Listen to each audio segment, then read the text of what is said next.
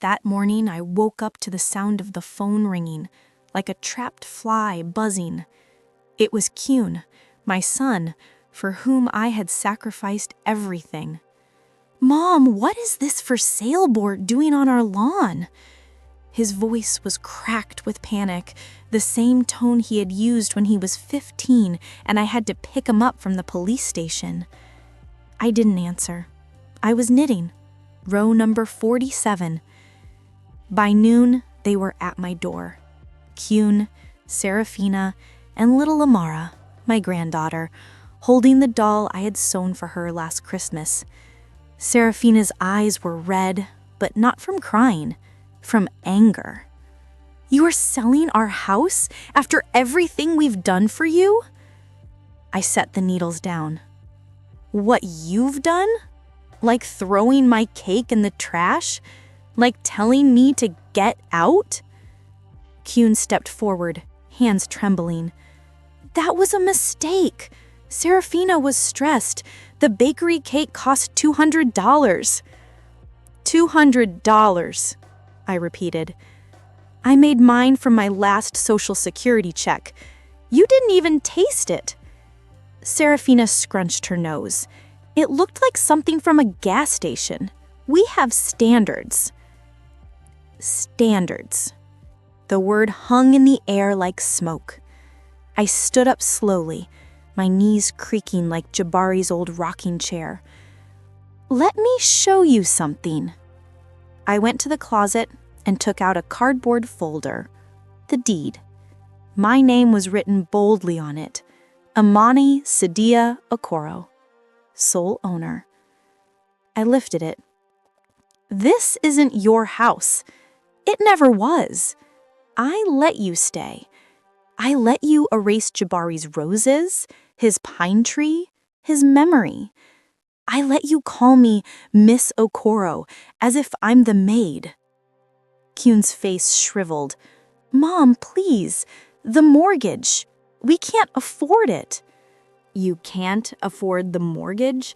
I laughed, a sound I hadn't made in years. "I paid it off in 2008 from the bonus I got for designing the wing flaps of the X-17 prototype, the job I left in Atlanta so I could stay here and raise you." Silence. Even Amara stopped swinging her doll. Serafina whispered, "You're lying." I opened my purse and took out the pendant, my moly gold, the one she had found at an antique shop. I had retrieved it back from her jewelry box the last time I babysat. This was Jabari's gift to me on my 30th birthday. You wore it in Turks and Caicos, remember? Her hand flew to her neck, now bare. Kyun sat on the couch. "What do you want? Money? An apology?" "I want what you gave me on my 75th birthday, I said. "Nothing." The realtor called then. "Mrs. Okoro, we've received an offer. Cash. $1.2 million. They love the lake view." Serafina gasped. "That's our equity." "No," I corrected her. "That is my equity from the job I didn't take, the cruises I didn't go on, the dreams I buried under your standards." Kyun began to cry, this time real tears. "Mom, I'm sorry. I was embarrassed. Serafina's friends." "Embarrassed of me?" I asked. "Of the woman who used a flashlight under a blanket to teach you to read during a blackout? Who sold her car so you could attend engineering school?" He had no answer. I signed the papers that afternoon. The buyers were a young couple, both engineers. She was pregnant. They wanted to plant roses. When Kyun and Serafina were loading boxes into their SUV, suddenly their belongings looked very small. Amara tugged my sleeve. "Grandma, are you coming with us?" I bent down.